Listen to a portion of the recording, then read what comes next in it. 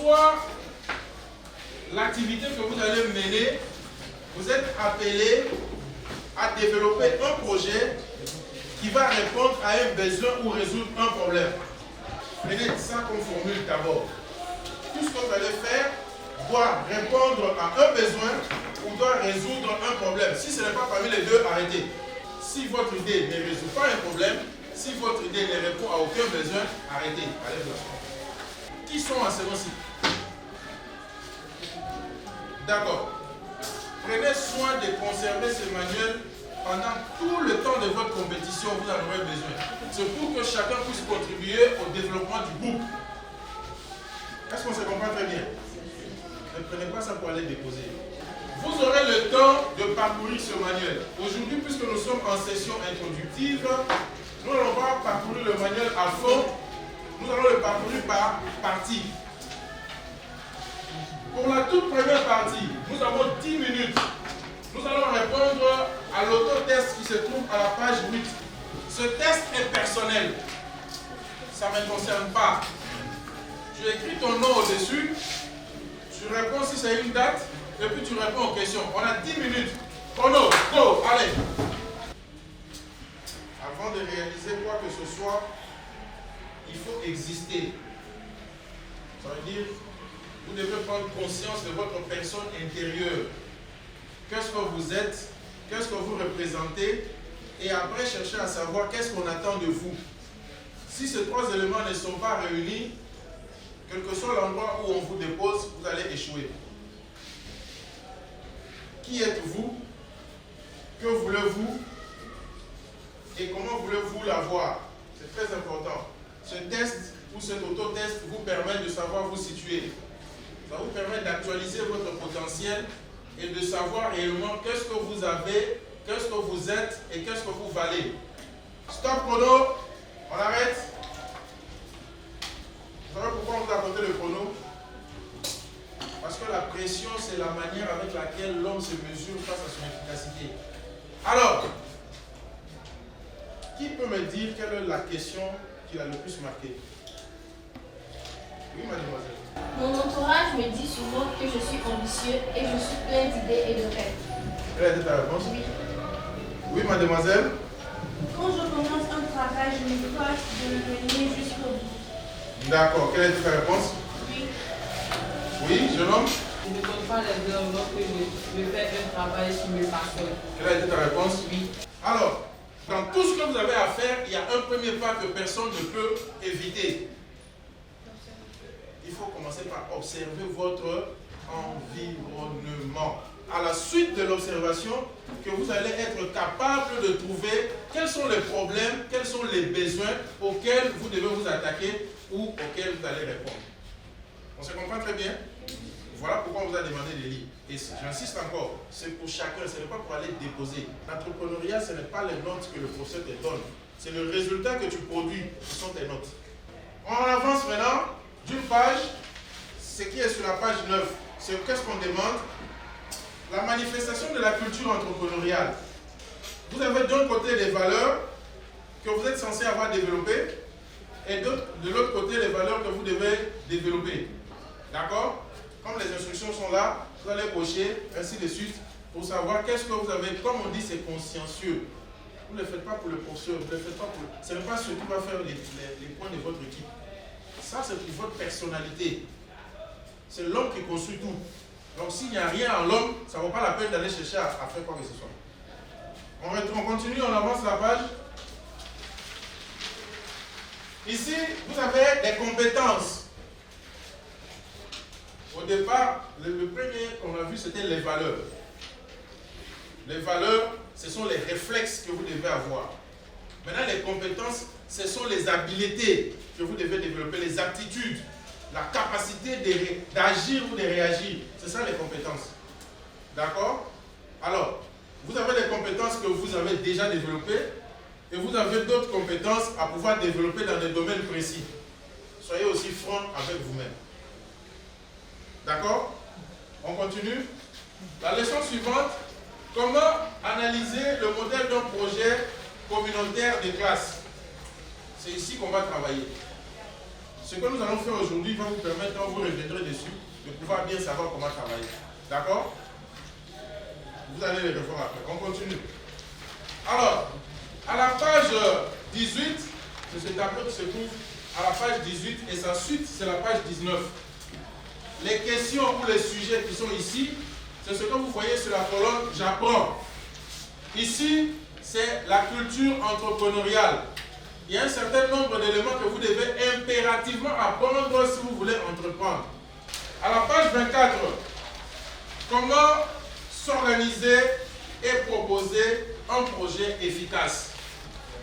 Vous êtes en groupe, on vous a demandé de développer un projet.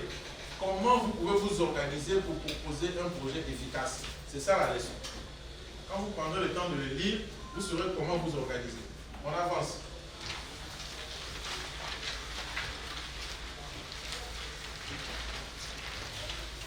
L'organisation de la coopérative. Il y en a qui doivent travailler sur une coopérative, c'est ça non? Vous avez là une leçon entière qui parle de la coopérative. Donc, vous aurez le temps de pouvoir bien comprendre comment on organise une coopérative. Une coopérative, c'est une institution. Mais elle ne peut pas marcher s'il n'y a pas d'activité. Ce sont les activités qui donnent vie à la coopérative. Mais pour que ces activités puissent être menées, il faut que la coopérative puisse exister en termes structurels. Il faut que la coopérative en tant que structure soit organisée de manière à ce que les activités soient mises en place comme étant un plan d'action et ensuite on verra les résultats comme étant les rendus. On se comprend bien? D'accord. Donc, c'est la coopérative qui va finir le manuel. On a brossé en détail, plutôt en passant, ce que vous avez comme manuel pour votre formation. Le reste, j'insiste et je répète. Vous avez la mauvaise habitude où nous avions, quand nous aussi on était élèves, quand on vient en classe, on a l'impression que le cours de mathématiques c'est pour le professeur de mathématiques. Le cours de français c'est pour le professeur de français. Le cours d'anglais, l'entrepreneuriat ne m'appartient pas. Parce que le jour où tu vas gagner tes millions, ce n'est pas dans ma poche que tu vas venir mettre. Peut-être que tu vas me dépasser dans ta voiture. Ce que vous voyez devant vous s'appelle un tableau moniteur.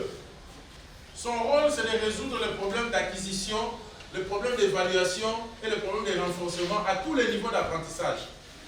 On peut l'utiliser en maternelle, tout comme on peut l'utiliser à l'université. Il a ici un logo qui représente notre philosophie. Ne mettez plus jamais dans vos têtes, vouloir c'est pouvoir. Vouloir c'est pouvoir, c'est faux. C'est savoir qui est pouvoir. C'est quand on sait que l'on peut, pas quand on veut. Parmi nous ici, tout le monde veut devenir président de la République. Ici se trouvent les thèmes qu'on va utiliser. Comme on peut l'utiliser dans tous les thèmes, on peut enlever ça pour mettre conjugaison, mathématiques, chimie, quoi que ce soit. Ici se trouve la marque de notre programme, le Challenge du Savoir. Le Challenge du Savoir, c'est un programme qui est diffusé sur YouTube. Si vous allez sur YouTube, vous tapez le Challenge du Savoir TV, vous allez voir vos vidéos. C'est ce que vous êtes en train de faire tout à l'heure. Alors, l'objectif du Challenge du Savoir, c'est de permettre aux jeunes Africains que vous êtes de challenger au niveau du savoir. Ça veut dire augmenter vos connaissances, votre capacité à vous mettre à l'action. D'accord? Et pour ce, nous travaillons, 1, avec une discipline, 2, avec un principe. Notre principe, c'est le chrono. Parce que le temps est la seule chose qui régule tout le monde. Notre autre principe, c'est la devise avec laquelle nous fonctionnons. Parce que ça fait partie du principe qui régit l'esprit avec lequel nous aboutissons. Troisième, c'est que nous avons des responsabilisations au niveau de chaque équipe pour que le travail soit mené à l'ordre. Donc, dans vos équipes respectives, telles que vous êtes là, vous allez élire rapidement. Vous n'êtes pas des enfants. Quand on est au CP1, ça prend du temps. Là, nous sommes au secondaire. Vous allez élire un capitaine. Suivez-moi bien. Un capitaine. Quand je dis un, c'est un ou une. Un secrétaire. Un capitaine. Un secrétaire. Un conseiller et un opérateur. C'est un ou une. N'ayez jamais peur de votre nombre. Ce n'est pas parce que les autres sont nombreux qu'ils sont plus valeureux que vous. J'appelle ici les opérateurs de chaque groupe. En commençant par 1. Vous venez, le groupe 1 prend tout ce qu'il y a ici sur la colonne 1. Le groupe 2 fait les mêmes sur la colonne 2. Groupe 3, groupe 4 et groupe 5. Prenez tout ce qu'il y a sur la colonne. À travers cette activité, vous allez découvrir que ce n'est pas parce qu'on est intelligent qu'on gagne, mais c'est plus parce qu'on est organisé. Beaucoup de gens échouent non pas parce qu'ils ne sont pas intelligents, mais c'est parce qu'ils sont mal organisés. Ce que nous allons faire, chacun va le faire dans son département. Mais au sortir d'ici, tout le monde aura fait la même chose. Peu importe la thématique dans laquelle vous êtes, vous devez vous retrouver dans un cadre que vous pouvez observer. Qu'est-ce que vous observez comme situation au regard de la thématique qu'on vous a donnée? Qu'est-ce que vous observez aujourd'hui? On observe, on n'a pas demandé des propositions. Restez dans la ligne de ce qu'on vous demande. Qu'est-ce que vous observez? Est-ce que la question est bien comprise? Monsieur. Ce que vous observez, 5 minutes, go! Écrivez sur un item. L'item PVC là, vous écrivez dessus. Le ou la secrétaire répond ça pour recopier dans votre cahier de groupe.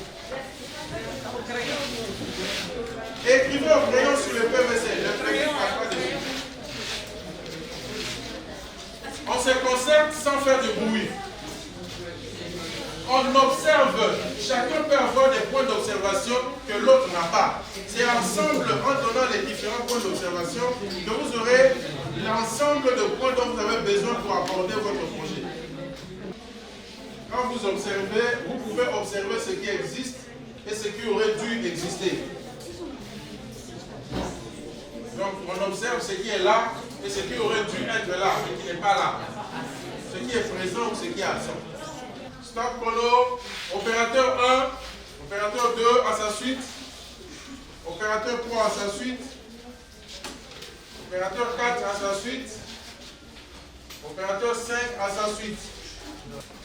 Ok, alors, on va passer en revue un ou une bonne lectrice. Bien. Groupe 1 ou équipe 1, vous devez travailler sur les gaspillages d'eau. Qu'est-ce que le groupe 1 a observé? Allons-y. Aujourd'hui, nous observons que le phénomène de la mauvaise utilisation de l'eau a pris de l'ampleur dans les écoles et les toilettes sont mal entretenues par les élèves. C'est-à-dire que les élèves gaspillent l'eau sans vraiment avoir à se soucier du coût de la facture. Nous avons compris au moins l'objectif de l'observation. Ça nous permet de faire quoi l'observation? Ça nous permet de quoi? Oui? De mettre en évidence le problème, de détecter le problème. D'accord? Sans observation, il n'y a pas de projet. Je vous ai dit ça non?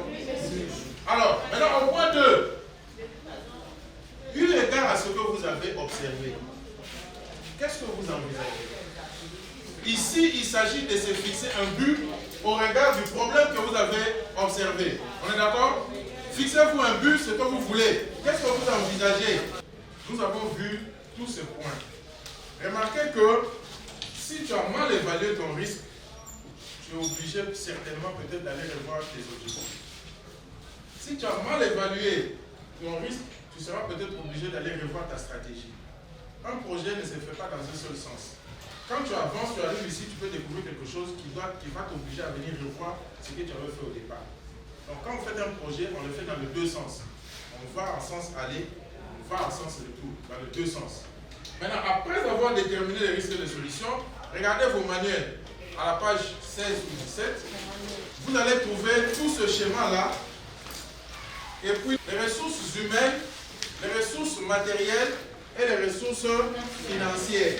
On a dit dans le manuel, les ressources humaines, ce sont les personnes qui vont travailler dans le projet. Les ressources matérielles, c'est tous les matériels, tous les outils dont vous aurez besoin pour le projet. Et enfin, la ressource financière, d'où viendra l'argent avec lequel vous allez travailler si jamais vous avez besoin d'argent. C'est écrit dans votre manuel. Maintenant, après, vous allez déterminer un budget. À la page 17. Après les risques, vous déterminez un budget. Ça veut dire tout ce que vous avez trouvé comme personnes qui vont intervenir, est-ce qu'ils seront payés? Donc vous mettez leur argent à côté. Tout ce que vous allez payer comme outil, tout ce dont vous aurez besoin, d'abord, stylo, papier, tout ça là, vous faites leur budget total. Est-ce qu'on se comprend? Pour savoir exactement votre projet va coûter combien. Maintenant, après avoir fait le budget, vous parlez des résultats attendus. Le résultat attendu, c'est le rêve, que vous, la situation dans laquelle vous vous trouvez. Ici, vous avez dit ce que vous rêvez. Mais dans les résultats attendus, vous devez vous situer comme si vous étiez déjà, l'action est déjà finie. Votre campagne, votre projet est fini. Et quand votre projet est fini, quand moi je viens là, je constate quoi? Ce que je vois sur le terrain à la fin du projet, c'est ça les résultats attendus. C'est différent de ce que je veux. Ce que je veux, ça c'est dans mes rêves, dans mes soucis, dans mes souhaits. Mais ce que j'attends, c'est quand on a fini, voilà, ça ira, c'est ça. C'est expliqué. Et puis, il y a le suivi et l'évaluation qui vous donne la note pour savoir comment évaluer votre projet.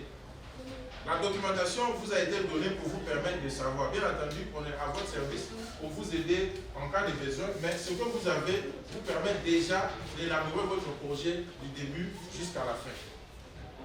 D'accord? Qui a des questions en rapport avec ce que nous venons de voir? Bon, d'accord. Moi, je ne peux que vous souhaiter bonne chance. Le challenge Du savoir. Au challenge du savoir. On réalise et on se réalise. Alors, merci beaucoup. C'était un plaisir pour moi de travailler avec vous. Je pense que tout ce que vous avez reçu, vous allez tirer profit de ça et que demain, vous serez des acteurs de changement dans vos familles, dans vos communautés et pour toute la République de Côte d'Ivoire.